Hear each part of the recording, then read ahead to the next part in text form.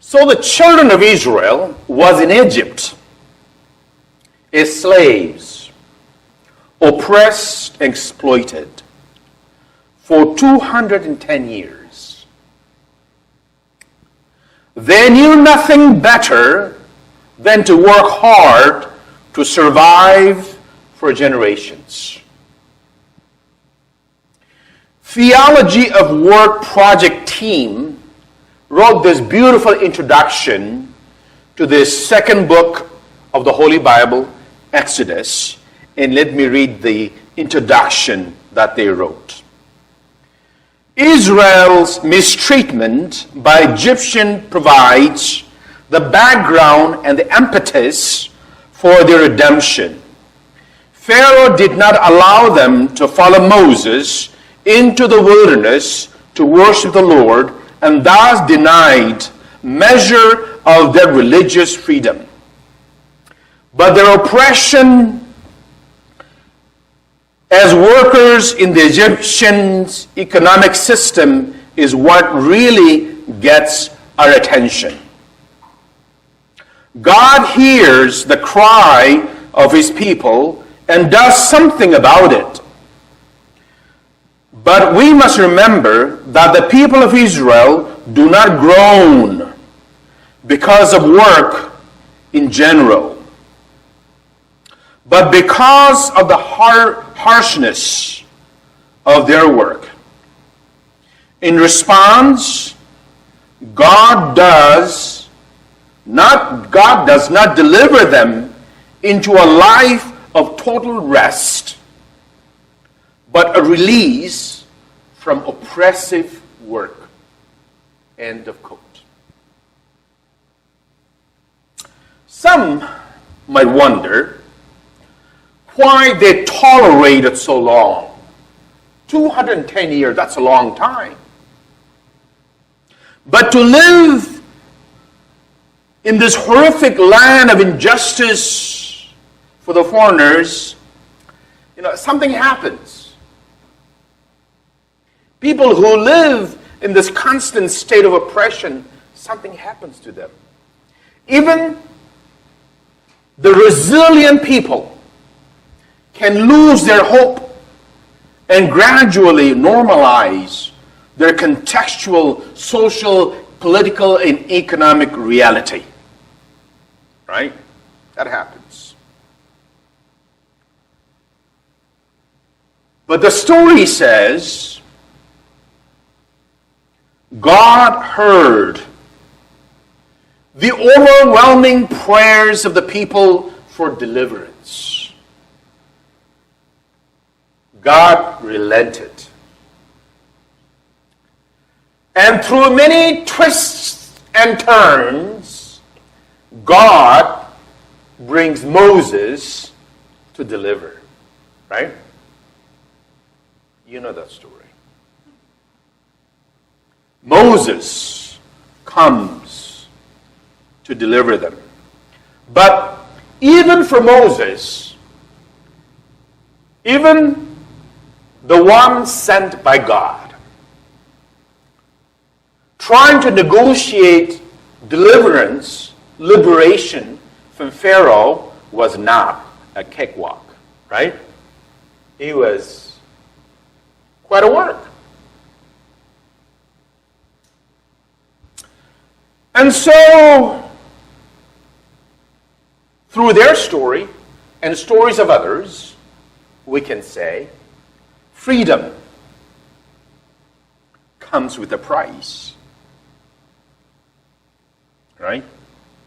Freedom does not come with paved roads paved with golds or gold bags for all the citizens. Because that is not what happened with the children of Israel.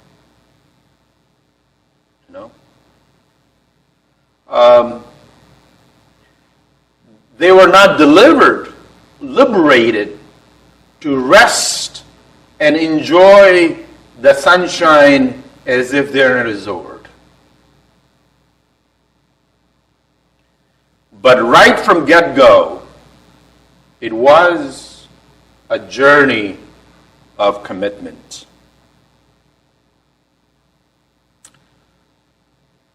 I think their journey in the wilderness was a period of time learning to trust in the Yahweh God who delivered them. But as you heard from Sharon, that all habits die hard. Yeah, we can all say amen to that one, right? Because we all have habits that we want to get rid of, but it just seems to turn around and makes a U-turn and comes back to you. Because the children of Israel grew up in this Egyptian culture, economy. When they were in trouble, when they were in pain, they immediately thought about the former land.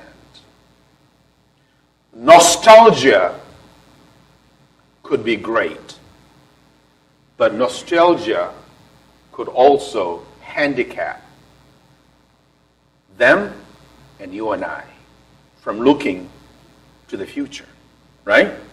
Because they were looking back and wondering about the garlics and cucumbers and the fish.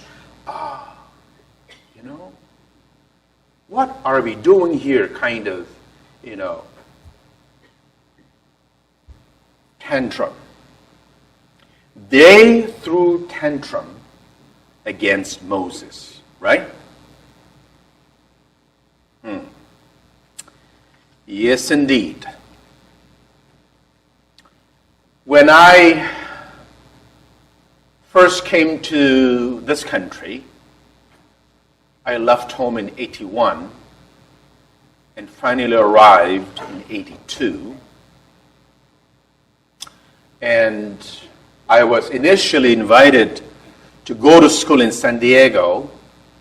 That's a different story. Someday I'll tell you that story. But eventually I ended up in Chicago. And I lived in Chicago for 25 years, so I call Illinois my home. But as I was settling in Illinois, in West Chicago, I immediately was craving the food and the smell I grew up with. You have that in your mind? Yeah, I wanted to smell the food my mom cooked. I wanted to taste nice chunk of pork cooked in bamboo shoot. I also had this nostalgia. And then I asked my friends, is there any Asian store? No, it's a plural, Asian stores, because not all Asians eat the same thing. So I wanted to know as many Asian stores as possible so that I can buy some things and cook and enjoy as if I was back home. Nostalgia. But in this case, my story and their story is very different. They were in oppression, slavery, and their journey was much longer than my journey. Theirs was a wilderness. For me, I flew. And so it's a different stories. And so I, in some way, get the idea that they were crying murder against Moses. I want to read to you Exodus chapter 14, verses just 11 and 12. This is what they said to Moses. Weren't there enough graves in Egypt that you took us away to die in the desert? What have you done to us by bringing us out of Egypt like this? Didn't we tell you the same thing in Egypt? Leave us alone. Let us work for the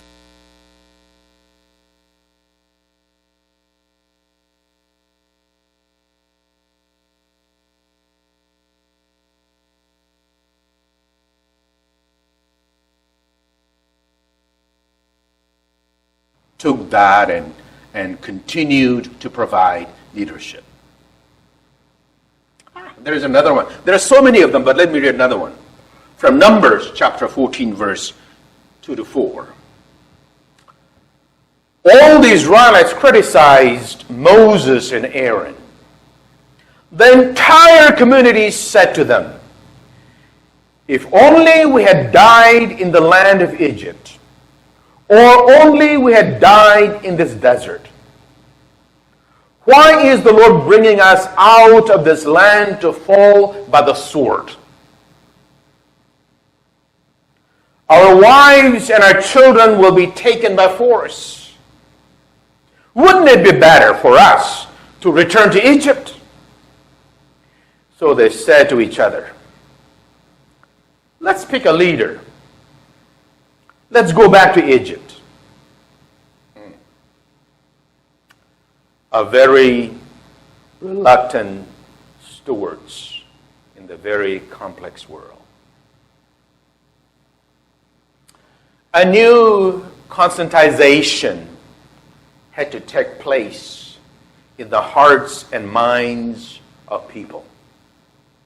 But that was not happening because they could not fully embrace the new social and political and financial reality that was unfolding right before them. All of them liked the idea about being at the land of promise, where there is plenty of milk and honey. But what they did not consider was the journey, right? We all like the destination. The journey is the hardest part to get to that final destination. And so they wandered. They were reluctant stewards in the complex world.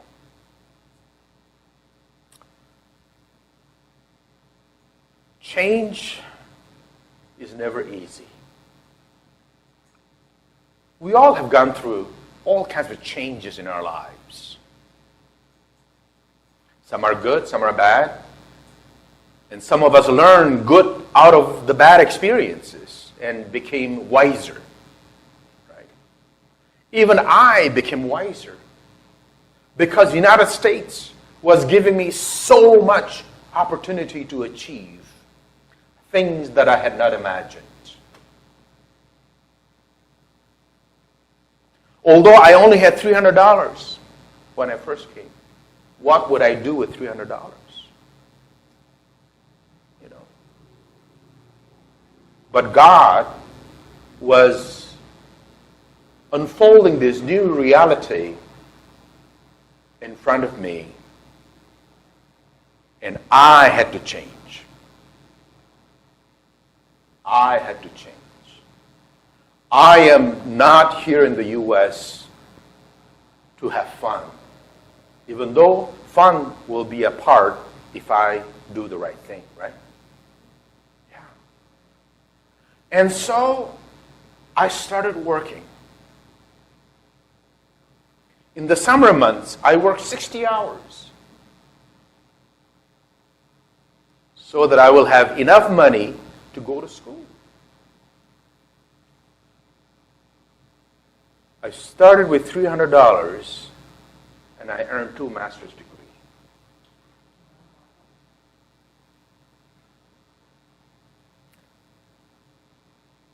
On a week or 2 weeks before the graduation, we all get letters from dean's office, right? If you remember, if you have not paid your bills, you cannot have the diploma, or your diploma will be empty. I mean, the envelope will be empty. All the students were going, gnashing their teeth, put it that way. But I had paid all my bills, and I was going to march.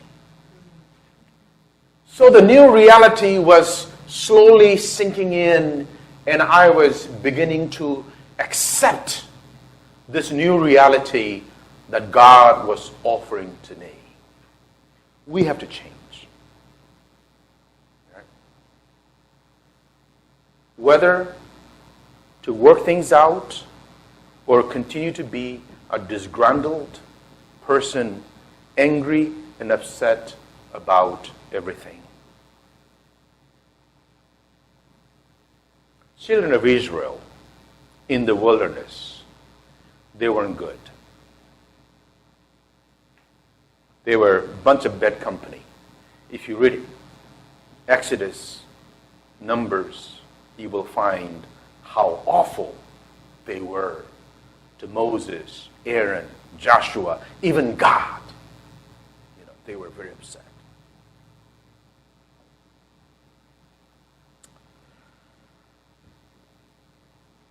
When we move into a new reality, we can bring something from the past, but we cannot parachute everything, hoping that everything will work, right?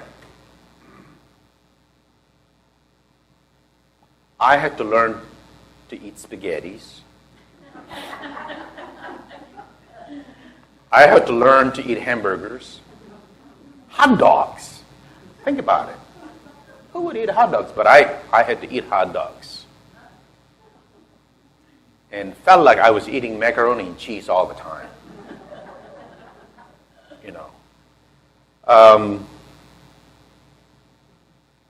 And so we all have to very intentionally work on the present. We need to learn to accept the reality, be creative, and innovate. Does it make sense? And I think that is what the world is doing right now. Because the coronavirus has devastated everything we had.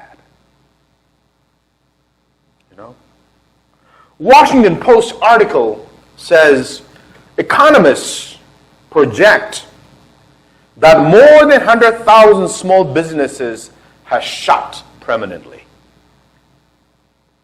Chicago Tribune said small businesses are quietly dying.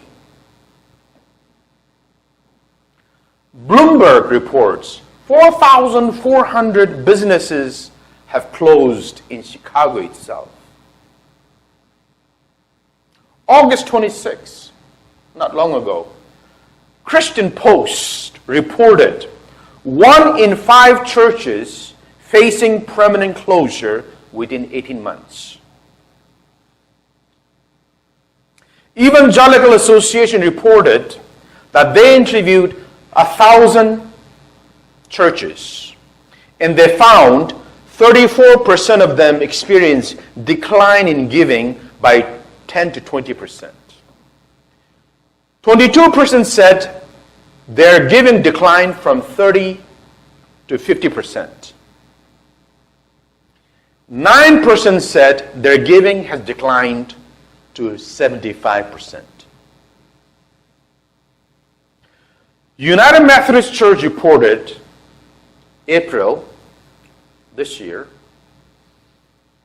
that giving has declined to 25% compared to April 2019. Yeah. A lot have changed.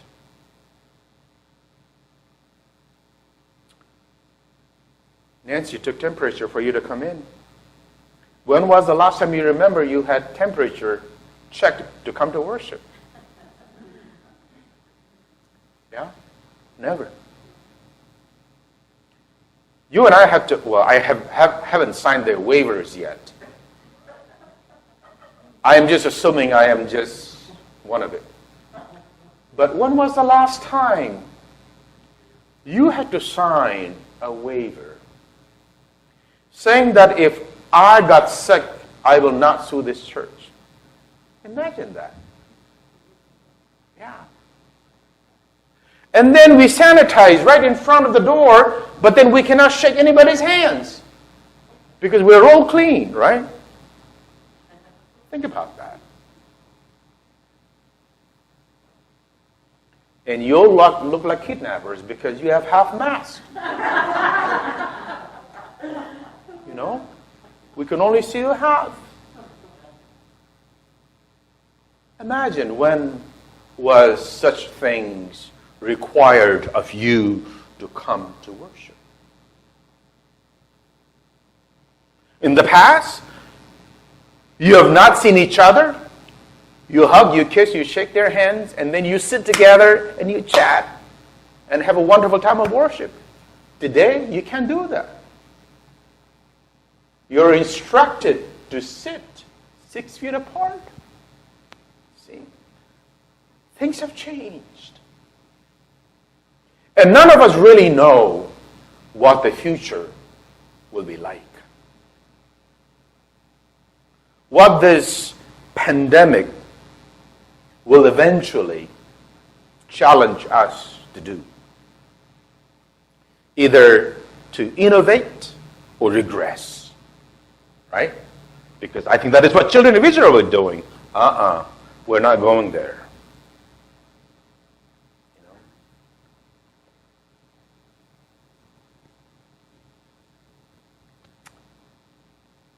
Jim Patterson wrote an article, and it says that the United Methodist Church is scrambling to meet the threat of COVID-19.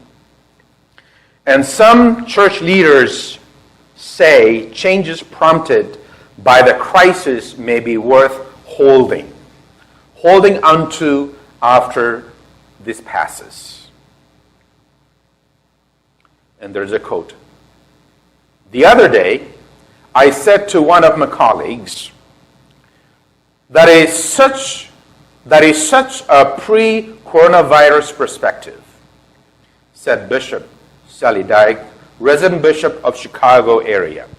I hope we apply the post-coronavirus perspective that life is fragile and life is random.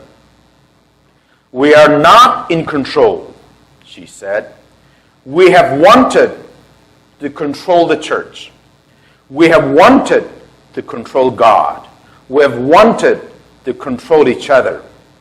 And controlling is a pre-coronavirus perspective. End of quote. In other words, she's saying, predictability is not a luxury anymore, but flexibility is. Does it make sense? And I think we have all learned to be flexible with what we have. I read that there's big bricks and mortar corporate offices, downtowns, are rethinking about their business. They can have few people in the building, but majority working from home. Production has been good. Workers are happier. They like the idea. Some of them may choose not to come back. That means many downtown, buildings will stay empty. See, so businesses are really innovating, trying to be creative with the new reality. What could be some of our own reality?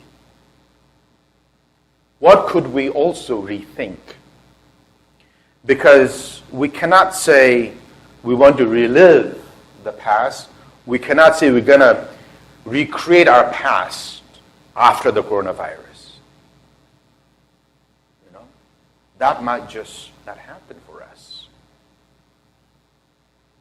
How do we imagine our future? This is really not a time to regress. This is not a time to give up, but this is a time to rethink, right? This is a time to recharge our batteries and say, okay, where do we go? And giving, how do we give to church? I was in Kansas, in one of our big churches. Right as you enter in, there is ATM kiosks. People are just swapping their ATM card for their offering or any projects they're trying to support. I learned that there is a church in Korea, they have 25 ATM machines in their church building. Because they're a big church. How else can we also continue to support our ministries? We need to rethink. Maybe our Bible study, or small group ministries will be different from here on. Because Pew Research said some of these things. They're very interesting. 1/3 of U.S. adults have watched religious services online or TV in the past month. 1/3, that's pretty good. 18% watched for the first time. People who have never been to church. 18% watched for the first time. 9 out of 10 Americans who have watched services online or TV in the past month say they are either very satisfied or satisfied. That's pretty good. And so I think even us, we need to think about how do we do better, right? How do we do online worship better?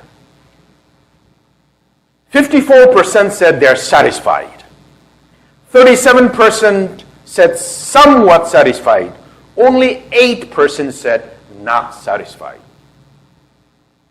I think churches are doing darn well.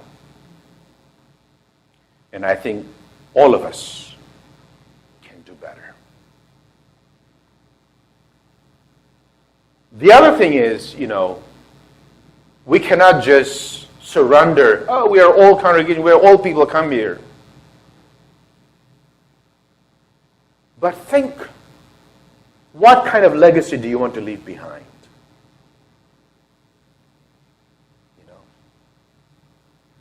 When you and I die, will that be the end of this church? Who will occupy the seats where you're sitting today?